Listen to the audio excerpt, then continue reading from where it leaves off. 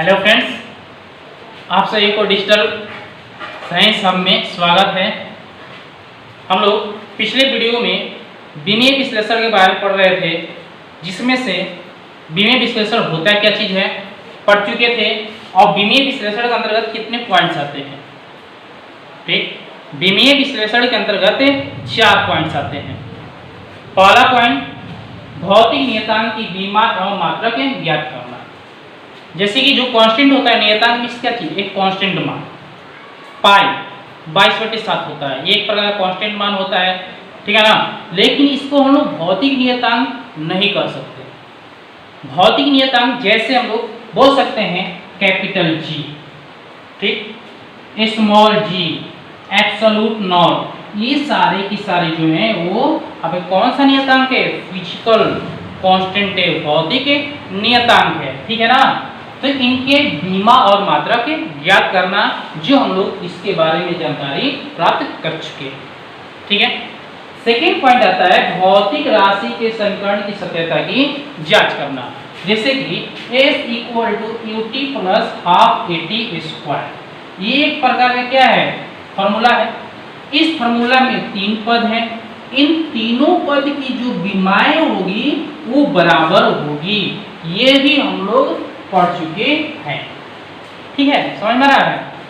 अब जो इस वीडियो लेक्चर में पढ़ने वाले हैं वो पढ़ने वाले हैं विभिन्न भौतिक राशियों के बीच संबंध स्थापित करना, ठीक है ना। जैसे समझ लेते हैं कि मान कर चलते हैं कि एक टेबल है, इस टेबल पर कोई कितना भी केजी का एक वस्तु रखा हुआ है। जब इस पर हम बल लगाएंगे, क्या करेंगे, बल को लगाएंगे, तो ये जो बल होगा मास होगा, और यही इस पर बल रहेगा तो ये ऑब्जेक्ट यहाँ के बदले यहाँ चला जाएगा। तो यहाँ से इतना दूरी भी तय कर लिया, कुछ इसमें वेलोसिटी भी होगा, ठीक है ना। तो ये जो बल होगा, बल, मास, वेलोसिटी एंड लेंथ, इन चारों के बीच में रिलेशन ज्ञात करना है, एक फॉर्मूला बनाना है, ठीक है ना। तो इसके बारे में अब हम लोग समझेंगे विभिन्न भौतिक राशियों के बीच संबंध स्थापित करें, यानी टाइप थर्ड। कैसी थर्ड, देखिए, तो हम लोग समझेंगे विभिन्न भौतिक राशियों के बीच संबंध स्थापित करें, ठीक है ना। चलिए एग्जाम्पल के थ्रू हम लोग इसको समझते हैं।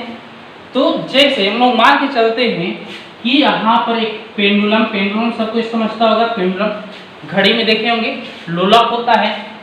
लोलक में क्या होता है कि एक वस्तु होती है, धागे से लटकी एक वस्तु होती है, जो अपने स्टार्टिंग पोजीशन, जो मेन पोजीशन होता है, उसके आगे और पीछे करते रहता है, ठीक है ना। इसमें कोई ना कोई, जब इसको लटकाएंगे, बॉब इसका चीज वस्तु, उसका कुछ ना कुछ वजन होगा, इस धागे की कुछ ना कुछ लंबाई होगी।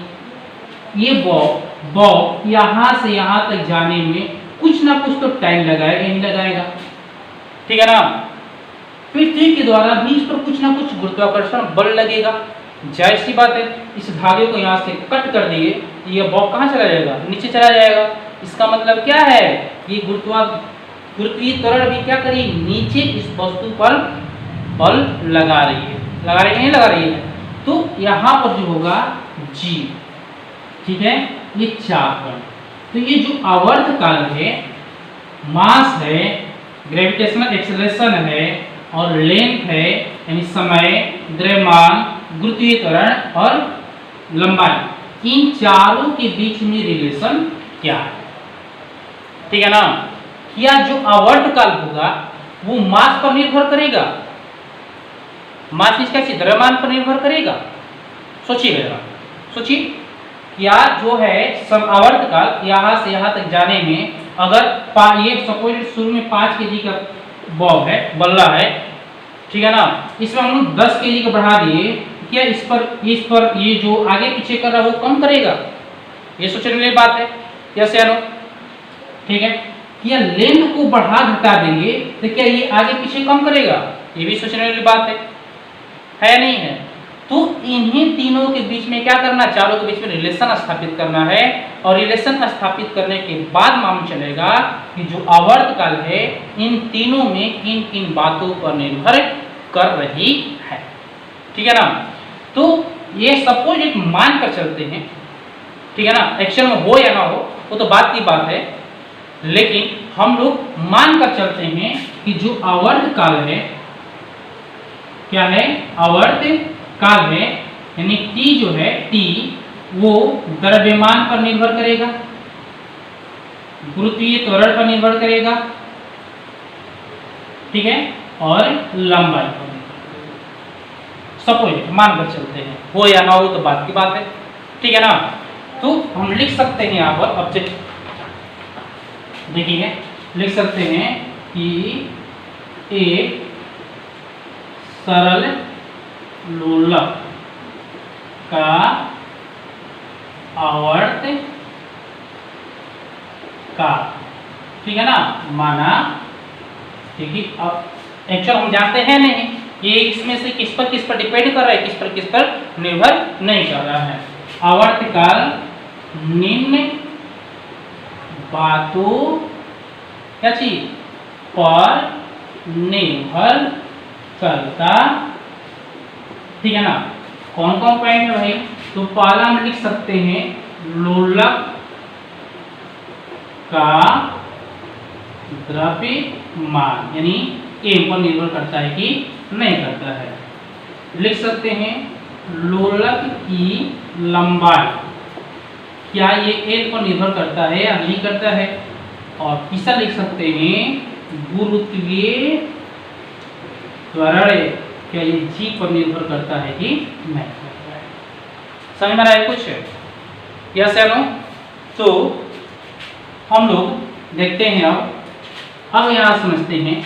अब जिस हम लोग बीमा लिखते हैं, बीमा के माध्यम से करना है, तो बीमा जो लिखते हैं हम लोग हमेशा क्या लिखते हैं, मल्टीप्लाई का फॉर्म रहता है, द्रव्यमान, लंबाई, समय के बीच में किस चीज का पॉइंट है, किस चीज का नोटेशन होता है, रिलेशन क्या है, तो रिलेशन होता है किसका, मल्टीप्लाई यानी गुणा, किसका होता है, गुणा का होता है, ठीक है ना। तो यही मानकर चलते हैं जो आवर्त काल होता है, जो टाइम होता है, वो मास, लेंथ और गुरुत्वीय त्वरण तीनों के क्या होता है, समानुपाती होता है। हम लोग इस पर कुछ क्या करते हैं, पावर लेते हैं, ठीक है ना। अब ये भी सब कोई जानता है कि जब समानुपाती का साइन आता है इक्वल आता है, और साथ में साथ ही कोई कांस्टेंट आता है। यहाँ पर जो कांस्टेंट है वो क्या है, बीमा ही है, ठीक है ना। डायमेंशन क्या है, लेस, समझ में आ रहा है। तो अब यहाँ पर ध्यान दीजिए, तो यहाँ पर m के पावर x, l के पावर y और g के पावर क्या चीज, g।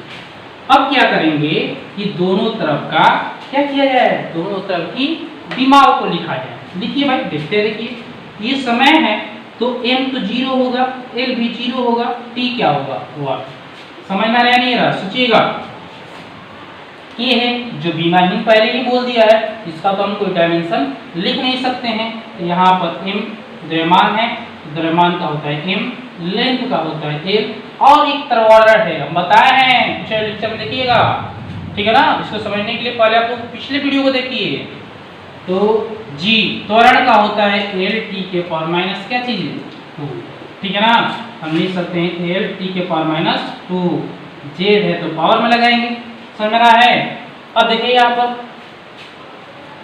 अब यहाँ पर देखते हैं तो m के पावर 0, l के पावर 0, t के पावर 1, या m के पावर x, l के पावर y, यहाँ पर पावर जाएगा तो z, t के पावर माइनस 2, समझ में रहा है।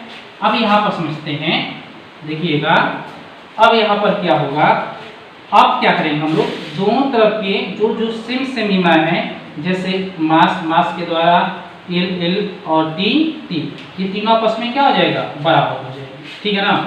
एक पॉइंट और समझ लेते हैं यहाँ पर, तो यहाँ पर हो जाएगा m0 l0 t के पावर 1, m के पावर x, l, देखिए बेस सेम है तो पावर ऐड हो जाता है, तो y प्लस j, और g नहीं है, यहाँ पर टाइम में हो गया है तो -2j। अब यहाँ पर थोड़ा ध्यान दीजिएगा, अब हम लोग करेंगे क्या कि ये मास इन दोनों के बराबर कर देंगे, लेंथ के साथ बराबर करेंगे, और टाइम के साथ क्या करेंगे, बराबर करेंगे, तो बराबर करते हैं और देखते हैं क्या मिलता है। तो m के पावर 0 इक्वल टू m के पावर x। और हम लोग क्लास 8 में पढ़े घातांक और करनी मैथ में। तो जब बेस बराबर हो, आधार सेम हो, तो पावर क्या हो जाता है, बराबर। पढ़ चुके हैं। a के पावर 0 है, a के पावर y प्लस z है, तो यहाँ पर निकालेंगे तो y plus z equal to क्या हो जाएगा, 0। समझ आ रहा है। टाइम t के पावर 1 है और t के पावर -2z है। तब यहाँ पर सॉल्व करेंगे तो -2z इक्वल टू 1, तो z का जो वैल्यू हो जाएगा वो -1 बाई क्या होगा, इसका निकल गया, इसका निकल गया। अब इसका वैल्यू इसमें पुट करेंगे तो y इक्वल टू क्या हो जाएगा, 1 बाई। अब इन x, y और z को क्या करेंगे, इस समीकरण 1 में रखेंगे। लिख सकते हैं x, y तथा z का मान किसमें रखने पर, समीकरण 1 में रखने पर। ठीक है ना। देखिए t के m के पावर 0 है, x का वैल्यू 0 लाया है यहाँ पर, l के पावर 1/2 हुआ और g के पावर -1/3 t। अब देखिए यहाँ पर जो है ये m के पावर 0 और सभी लोग जानता है कि किसी के माथे पर 0 चढ़ा दिया तो उसका वैल्यू क्या होता है, 1 1 1 1 क्या होता है, 1। तो यह हो जाएगा ये l के पावर 1/2 और सभी लोग पढ़े हैं ऊपर माइनस होता है तो नीचे हो जाता है g के पावर 1/2। ठीक है ना। यानी यहाँ पर देखते हैं या फिर यहाँ पर हम लोग देखते हैं, यानी क्या चीज है, t का वैल्यू हो जाएगा कि l/g²। ठीक है ना। ये स्क्वायर रूट होता है, हम लोग इसको हम लोग ऐसे लिखे चाहे ऐसे लिखे, दोनों बात क्या होता है, सेम होता है। ठीक है ना। अब यहाँ पर देखिए ये चीज हो गया। तो यहाँ पर हमको निष्कर्ष निकल रहा है कि जो आवर्तकाल है वो लेंथ, लंबाई और गुरुत्वीय त्वरण पर निर्भर करता है, द्रव्यमान पर निर्भर नहीं करता है। अब बॉल यहाँ पर 5 kg का लगा दो, 10 kg का लगा दो, 50 किलो का लगा दो, उससे कोई भी फर्क पड़ने वाला नहीं है। निर्भर किस पर करेगा, धागे की लंबाई पर और गुरुत्वीय त्वरण पर निर्भर करता है। ठीक है ना। और हम लोग आगे चैप्टर पढ़ेंगे तो k का जो मान होता है वो होता है 2 पाई, जो विमाहीन होता है। तो ये हो जाएगा 2 पाई l बटे में क्या चीज, g। और ये क्या होगा, इन तीनों के बीच में रिलेशन हुआ। क्या हुआ, इन तीनों के बीच में क्या हुआ, रिलेशन हुआ। ठीक है ना। अगर आप लोग कोई नोट करना चाहता है तो इसको स्क्रीनशॉट ले ले। ठीक है। और हम लोग दूसरा पॉइंट समझते हैं। देखिए दूसरा पॉइंट आप लोग कमेंट बॉक्स में लिखकर बताना पड़ेगा कि आप ये समझे या नहीं समझे। और दूसरा पॉइंट अभी हम बता रहे हैं, जैसे आप सीएच कर दे रहे हैं यहाँ से हम। देखिए